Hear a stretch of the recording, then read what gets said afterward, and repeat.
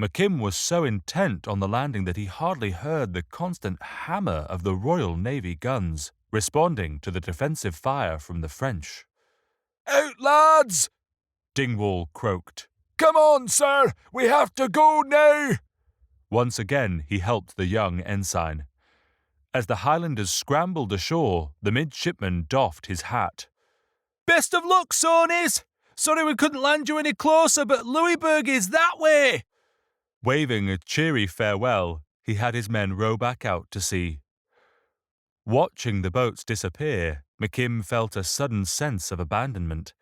He and his small detachment of untried soldiers were in French North America, with no clear idea where the enemy or the remainder of the British army might be. Standing to attention, beside the ensign, Dingwall produced a splendid salute. "What are your orders, sir?"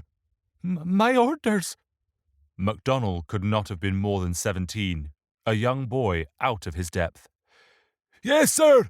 With Lieutenant Murray gone, you're in charge now." Dingwall's voice was slowly returning. He pointed to the men who stood in small clumps, staring around them at their pebble beach and the rising ground that dominated the beach. "Do you want us to join the rest of the army, sir? We're a bit away from them." MacDonald picked at the lieutenant's blood that was spattered on his uniform. "Where are we, Sergeant?" "We're somewhere to the west of Louisburg, sir." Dingwall coughed and spat up blood. The rest of the army is that way." He pointed towards the town. "I believe that the light bobs landed with General Wolfe." "We'd better get to the General then."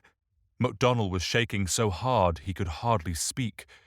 You lead the way, Sergeant." "We're lucky there's not a French PK here," Chris Holmes said. "Check your flints, boys, make sure they're still dry, and that goes for the powder in your pans too." Dingwall nodded. "Do as Chris Holmes says," he croaked. "Follow me." Climbing up the range of scrubby heights that backed onto the beach, they had only advanced 100 yards when they found a barrier blocking their path. MacKim stared at the long, deep construction of cut and sharpened logs, thorns and brushwood. "What the devil is that?" "It's known as an abatis," Chris Holmes said. "That's the polite term. We also call it a right bastard." Dingwall hawked and spat blood before speaking. "Thank God there's no Frenchies guarding it, or we'd all be dead by now." MacDonald looked as if he was about to break into tears.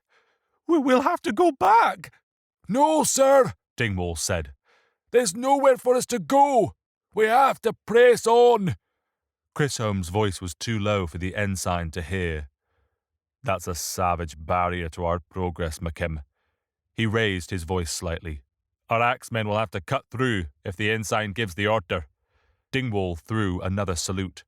"Sir, shall I order the axemen to cut our way through?"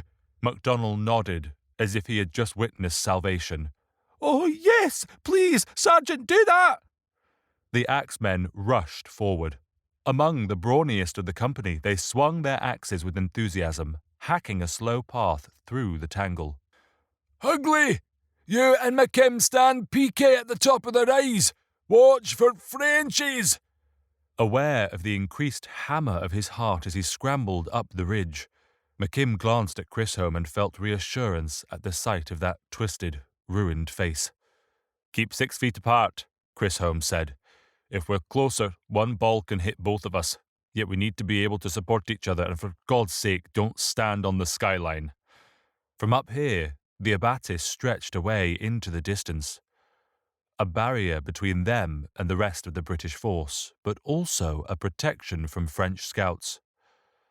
MacKim hardly noticed the hammer of artillery as the Royal Navy exchanged fire with Louisburg. It was already part of life.